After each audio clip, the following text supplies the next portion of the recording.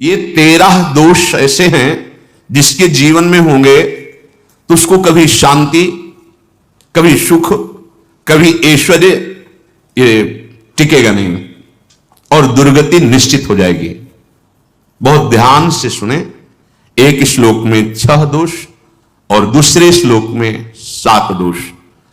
उपासक को कभी इन दोषों को अपने अंदर टिकने नहीं देना चाहिए। और जो संसार के मार्ग में चल रहे हैं, अगर इन दोषों में चलेंगे तो वो जो आपके पुण्य कर्मों से ऐश्वर्य है भी वो नष्ट हो जाएगा। आप दुख, चिंता, शोक से ग्रसित होकर बड़ा दुख में जीवन व्यतीत करेंगे और आपकी गति बिगड़ जाएगी, दुर्गति हो जाएगी। विकत्थनः स्पृहायुर्मनस्वी बिभ्रत कोपम चपलो अरक्षणश्च एतान पापाः षण्णराः पाप धर्मान् प्रकुर्वते नोत्र सन्तः सुदुर्गे संभोग संविद विषमोति मानी दत्तानुतापी कृपणो बलीयान वर्ग प्रशंसी वनिता सुदेष्टा एते परे सप्त नशंस वर्गाः। जो अपने मुख से अपनी बड़ाई प्रशंसा करता है, ये 13 लिख लो दिमाग में, डायरी में, क्योंकि ये नोट हो रहा है, आवाज डाली जाएगी, आप बार बार सुन, इनसे बचिए। अपनी बड़ाई, अपनी प्रशंसा कभी अपने मुख से नहीं करना, नहीं तो आपके पुण्य नष्ट हो जाएंगे, बुद्धि भ्रष्ट माने गिर जाएगी। अगर परमार्थ में चल रहे हैं तो भी, और व्यवहार में तो पुण्य नष्ट हो ही जाएंगे। बुद्धि गिरी हुई तभी ऐसी बात होती है। और यह दोष बहुतायत है, ये बहुत प्रभावशाली है, अपनी बड़ाई मारना। इसको देख लो, पकड़ो, सत्संग है। अपने मुख से कभी अपनी बड़ाई ना करना।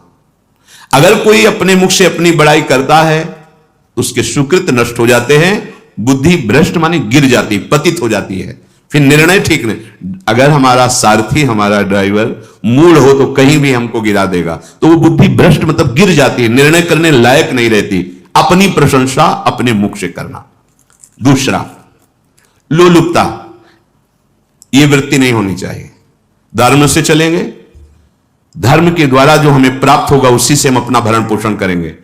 आपके बच्चे स्वस्थ होंगे, बुद्धिमान होंगे, परिवार में बहुत सुख और शांति होगी, भले दीपक की तरह जलो, बहुत काल तक रहेगी। लक्ष्मी जी भी आपके घर में बहुत काल, हम ये नहीं कहते कि बहुत नहीं, जितनी है बहुत सुख शांति से चलोगे।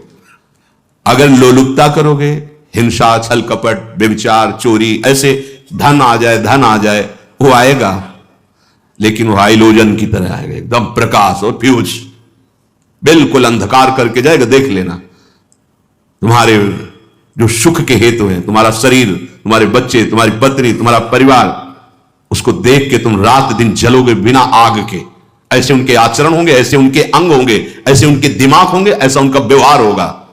ये लोलुपता अगर उपासक में या किसी में है तो उसको नष्ट कर देती है।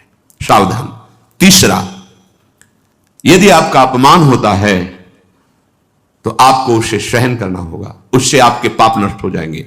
जो तनिक सा भी अपमान होने पर बहुत क्रोध करके दूसरे का अपकार करने लगता है, यह आपका पतन करा देगा, यह आपको फंसा देगा, हृदय जलेगा, अर्थव्यवस्था नष्ट होगी, पूरा परिवार दुखी होगा।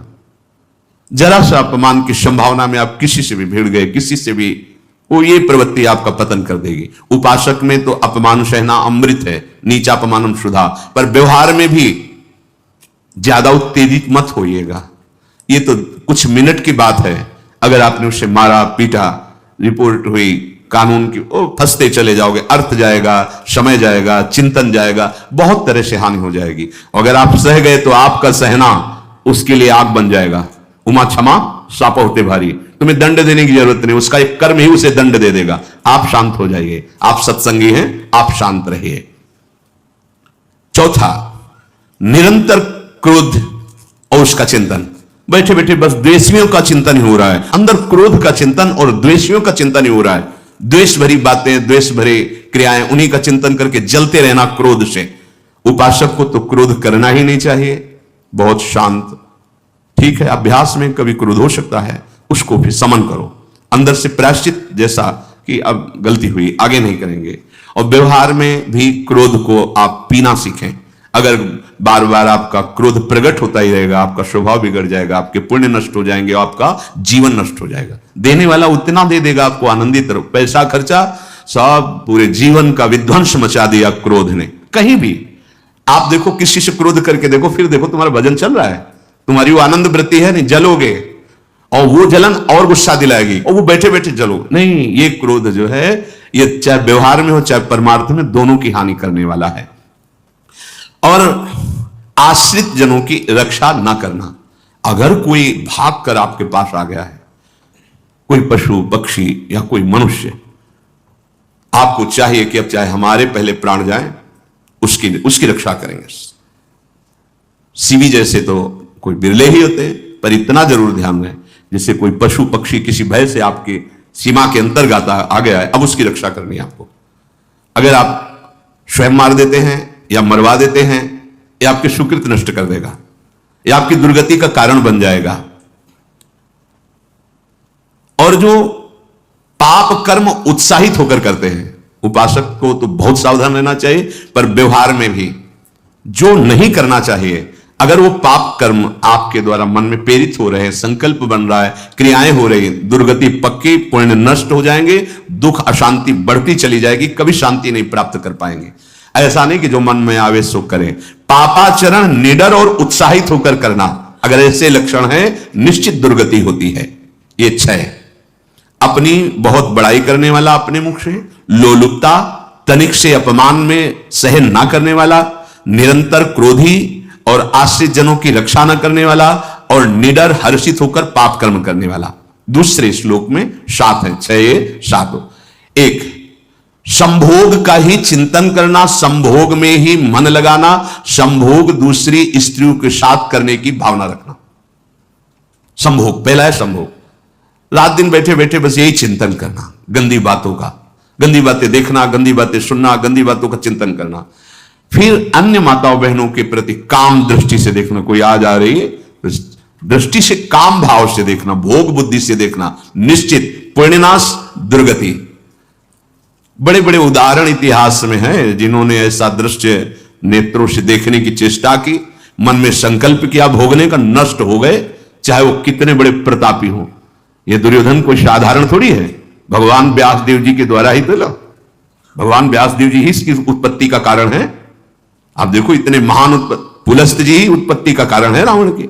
बस यही ऐसे दोष हैं जिनके कारण जीव नष्ट हो जाता है।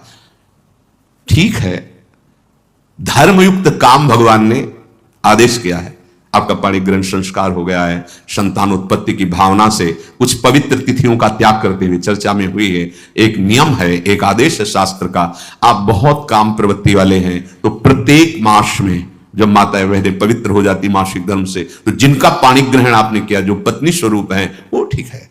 वहां भी बार बार के लिए व्यभिचार प्रवृत्ति के लिए शास्त्र आदेश नहीं करता, संयम पूर्वक, और उसका चिंतन नहीं करना।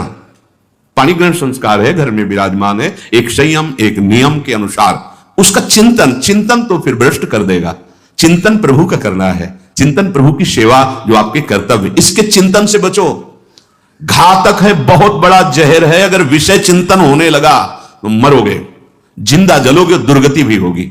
ये अंदर की जो आग है ना, कामाग्नि, ये इतनी बढ़ती चली जाएगी, तुम्हारे होश खराब हो जाएंगे कि मुझे क्या करना चाहिए, क्या नहीं करना चाहिए।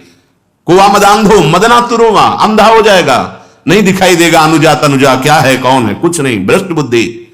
संभोग का चिंतन नहीं।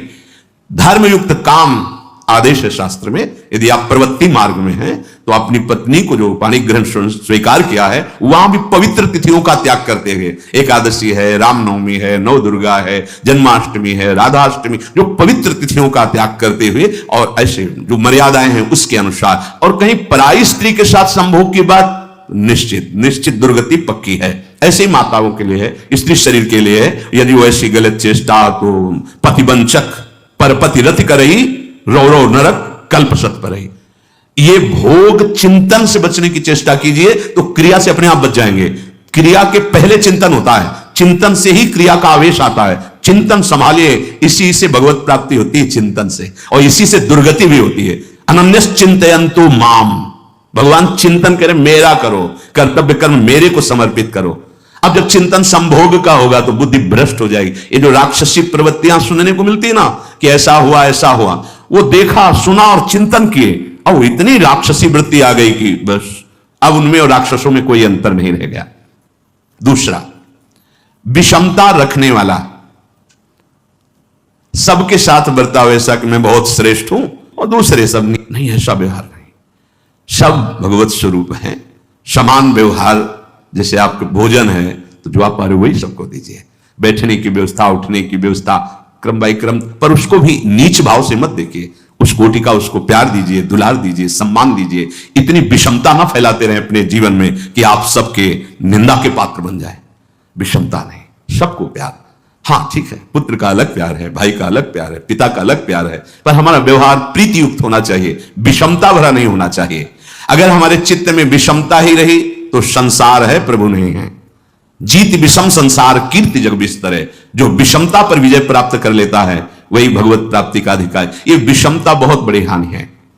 तीसरी बात, अत्यंत मानी होना। जहां आपके प्राण कमजोर होंगे, पुण्य नष्ट होगा, आयुश्री सब नष्ट होना है, ऐसे आचरण करवाएगा गुरुजनों के साथ, महापुरुषों के साथ। ये बहुत नीच प्रवृत्ति है। अत्यंत मान प्रियता, मुझे सम्मान मिले, उत्तम प्रवृत्ति है। सबको मान देना, स्वयं अमानी रहना। चौथा, दान देने की बात कह के मुकर जाना या दान देकर पश्चाताप करना। दे दिया है, बहुत जल रहे हो, दूसरे से वार्ता कर रहे हो कि पता नहीं क्या बुद्धि में हो गया, हमने उसको इतना कहा था, उतना दे दिया, क्यों दे दिया, ऐसा ऐसा, मतलब अंदर चिंतन करना, क्यों दे तो दिया। इसके बाद जो आपका जलन हो रही, पश्चाताप, सुकृत नष्ट हो रहे हैं। दान देकर पश्चाताप करना या दान देने की बात कह के मुकर जाना। जैसे आपने कह दिया आपको इतना इतना ऐसा, अब आप मुकर गए, ब्याज सहित तुम्हें देना होगा, ये तुम्हारी दुर्गति का कारण बन जाएगा। ऐसे ही नहीं बोलना चाहिए, बहुत होश से। वाणी एक अमोल है, जो कोई बोले जान, ये तराजू तौल के तब मुख बाहर आनी। पांचवा, अत्यंत कृपण होना। ना परिवार को सुखी कर पा रहा, ना अपने को सुखी कर पा रहा है। एक एक सिक्का बैंक में जब मर गया। धन की वास्तविक गति यही है कि अपने परिवार को खूब उसकी अनुकूलता प्रदान करो, उसमें से कुछ हिस्सा किसी ऐसे को जिससे तुम्हें बदले में कुछ लेने की भावना ना हो। कोई साधु महात्मा, गाय, पशु, पक्षी, किसी भी जीव बीमार है शरीरधारी, उसके जिससे कुछ कभी लेने की भावना ना हो, एहसान की भावना ना हो। सो धन धन्य प्रथम गति जाकी, धन्य हो गया उसका धन। अब वो कृपण का धन किसी काम में ना, स्वसुख ना परिवार के सुख, ना धर्म कार्यों में, व्यर्थ जीवन चला गया। उसी धन का चिंतन करना, उसी का संग्रह करना और उसी की रक्षा करते करते शरीर छोड़ देना, तो चिंतन बिगड़ गया। तो कह रहे हैं जो कृपणता है और अर्थ और काम की प्रशंसा, उसी की चर्चा, उसी का चिंतन, रुपया और भोग, उसी की चर्चा कर, जहां बैठे रुपया की चर्चा, भोग की चर्चा, जहां एकांत में बैठे उसी का चिंतन, कैसे रुपया बढ़े, कैसे भोग मिले।